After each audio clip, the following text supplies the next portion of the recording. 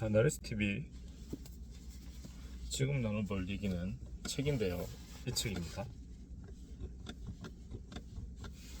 기묘한 신혼여행이라는 책이고요. 이게 이제 히가시노 게이고 등저라고 되어 있는데, 이게 이제 단편 모음집이거든요. 추리소설이고. 근데 이제 히가시노 게이고가 제일 유명하니까 히가시노 게이고와 그 외 여러 작가들이라는 느낌으로 이제 이렇게 저자가 적혀 있는데, 히가시노 그러니까 이제 각 작품마다 총 13개의 작품이 있는데 다 저자가 다릅니다. 그 중에서 이제 히가시노 게이고가 기묘한 신혼여행이라는 단편을 썼기 때문에 그 단편의 제목을 히가시노 게이고가 제일 유명하다 보니까 책 제목으로 한 거지, 그 이외에 여러 작가들의 추리소설이 있고, 일본 작가가 되다 보니까 이제 정확하게 알 수 있는 건 아니었지만 작가 한 명 한 명이 이 시대별로 굉장히 기라성 같은 대표 작가들이라는 그러한 느낌은 들어요. 그래서 이제 그렇고 그러면 이제 이 추리소설 이거 단편집 이건 그럼 재미가 있느냐 하면은 이 단편집 상당히 재미가 있습니다. 그러니까 추리소설 단편집을 제가 한 3권째 정도 본 것 같은데, 더 봤나? 뭐 더 봤겠죠 살면서. 근데 이제 최근에 기억나는 거는 아예 그냥 히가시노 게이고가 다 쓴 작품으로만 되어 있는 단편집도 봤고, 그 다음에 그 다음에 또 아마 여러 작가들이 있었던 것 같은데, 어쨌든 단편집을 봤고, 그것도 히가시노 게이고가 쓴 것만 모아놨나?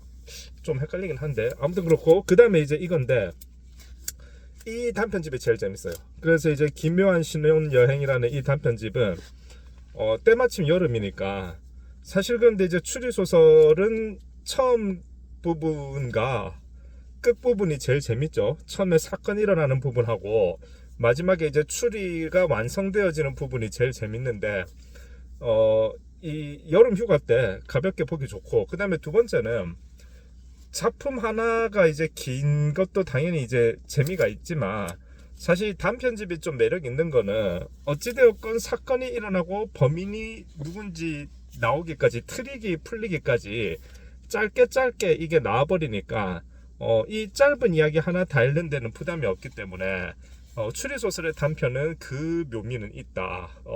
이 사건이 일어나고 마지막에 이제 이 결론이 나오는 부분이 바로 붙어 있으니까 그게 사실 재미가 있죠. 추리소설은 사실 중간 단계가 조금 재미가 없어지거나 늘어지는 경우들이 많기 때문에, 사실상 추리소설은 단편집이 잘 쓰여지면은 오히려 우리 추리 퀴즈집처럼, 우리 옛날에 그런 책들이 있었잖아요.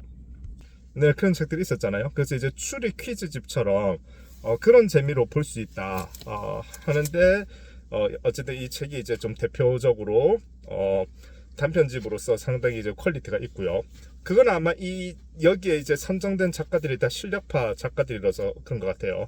근데 이제 사실 히가시노 게이고가 제일 유명하긴 한데, 히가시노 게이고를 제가 히가시노 게이고가 워낙 유명하고 이제 당연히 그분 작품이 워낙 재밌는 건 잘 알지만, 그럼에도 불구하고 제가 이제 가장 최고로 좋아하는 작가는 아니다 보니까 자꾸 그런 좀 부분이 있어서 그런지는 몰라도, 사실상 이 히가시노 게이고의 단편집인 기묘한 신혼여행, 이게 이제 이 책의 제목으로 오르긴 했지만, 제가 봤을 때는 이 기묘한 신혼여행이라는 이 히가시노 게이고의 이 단편 이야기가 이 중에서 제일 재밌는 것은 아니다.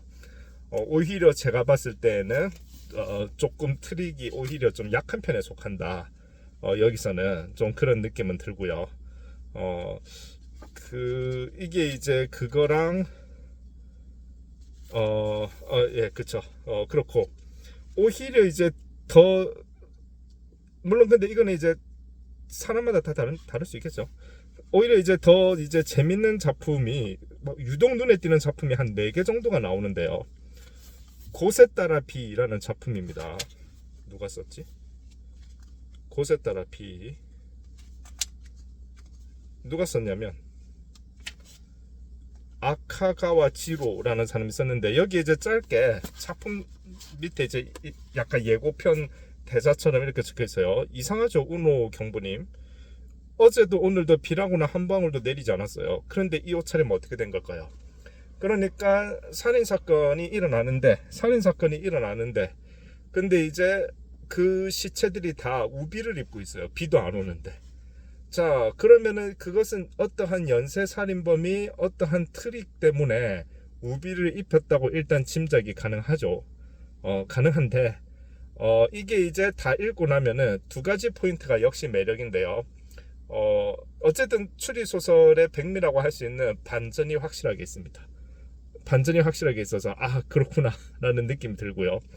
예전에 반전이 되게 있다고 느꼈던 게 가스통 르루가 쓴 노란방의 비밀이라고 하는 밀실살인에 대한 트랙에 있어서 제일 반전이 세게 있었다라고 개인적으로 생각하는 작품인데, 그런 느낌에 상당한 반전이 있고, 두 번째는 이 뭐랄까 칙칙하지 않아요. 그러니까 제가 추리소설 일본 작가 중에 와카타카 나나비를 항상 얘기하는데, 재미있는 그분을 얘기하는 이유가 이제 추리소설인데 칙칙하지 않고 좀 경쾌하고 약간 이 뭐라고 할까, 진짜 명탐정 코난 소설판처럼, 명탐정 코난이라는 만화가 칙칙하지 않잖아요. 그냥 저기 분명히 살인 사건이 일어나고 막 그러는데, 그런 느낌처럼 이제 칙칙하지 않은데 이 곳에 따라 이 작품도 칙칙하지 않다.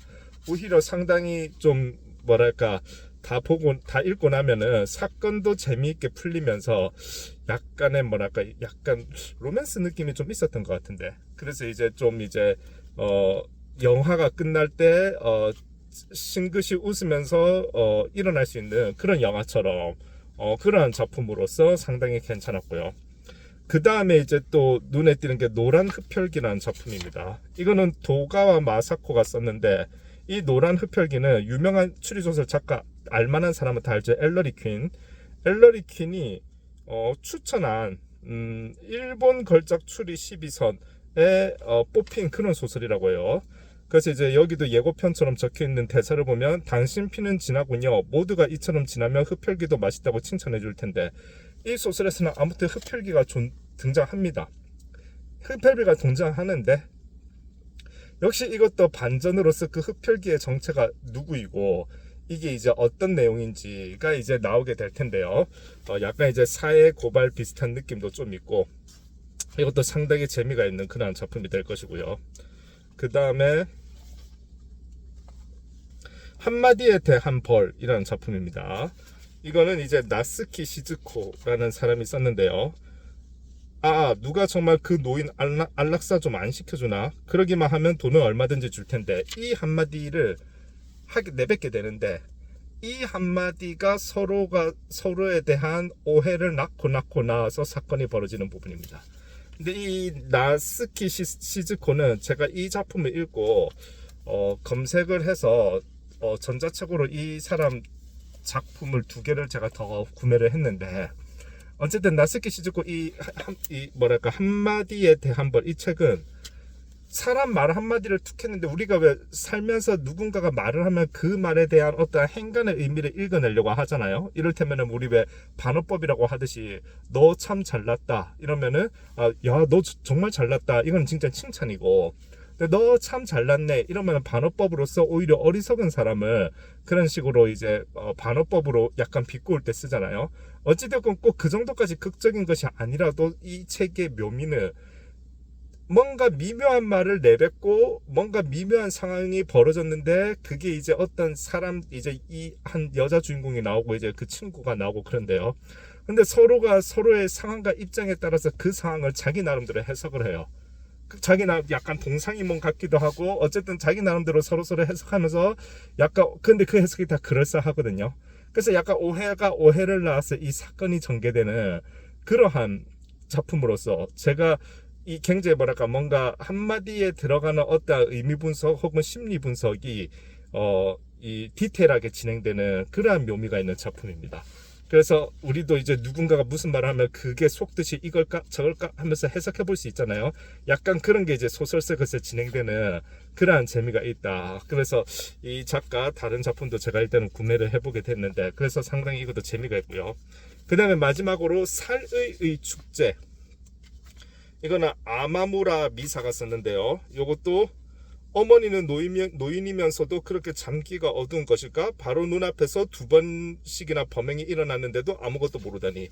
역시 이것도 이제 어떠한 살인사건이 일어났는데 그게 이제 범인이 잡혔는데 세월이 흘러 뭔가가 재판이 잘못됐다 해가지고 그거를 다시 한번 증거를 찾아서 그 사건을 다시 한번 되짚어 봄으로써 그렇게 해서 사실은 그 어떠한 살인사건 속에는 수많은 사람들의 또 다른 사람들의 수많은이라 하기는 좀 그렇고 또 다른 사람들의 어떠한 복합적인 의도가 들어가 있었던 그러한 살인이다.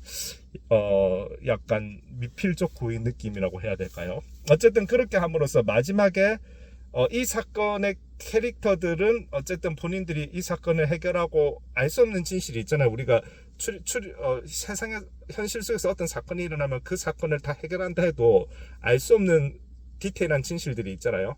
그거는 당사자만 알 거잖아요. 근데 마지막에 어떤 그 당사자들의 속마음이 마치 나레이션처럼 이렇게 나옴으로써 그 살인 사건이 이 책을 읽는 독자들에게는 더 새로운 진실이 드러나오게 하는 그러한 기법을 통해서 어떠한 반전처럼 느껴지게 하는 그러한 어떠한 방식으로 쓰여진 책으로서 이것도 상당히 재미가 있습니다. 그래서 아까 말씀드렸다시피 히가시노 게이고가 제일 유명해서 그분의 작품으로 이 책 제목이 쓰여져 있긴 했는데 제가 봤을 때는 히가시노 게이고는 솔직히 뭐 워낙 유명한 사람이니까 자꾸 비교 대상이 되는 것 같은데요. 제가 이야기한 사람들의 작품이 어쨌든 이 단편 속에서나 오히려 히가시노 게이고의 작품이 약간 상대적으로 오히려 밋밋한 거 아닐까라는 느낌이 느껴질 정도로 그만큼 재미있다는 뜻이고요. 물론 히가시노 게이고는 누구도 부인할 수 없는 최고의 지금 인기 작가이기 때문에 오히려 더 비교 대상으로서 썼을 때 다른 작가에 대한 어떠한 이 책의 재미를 더 강조시킬 수 있기 때문에 제가 자꾸 비교를 하는 거고 어쨌든 그런 측면에서 상당히 볼만한 책입니다. 여름에 추천을 드립니다. 감사합니다.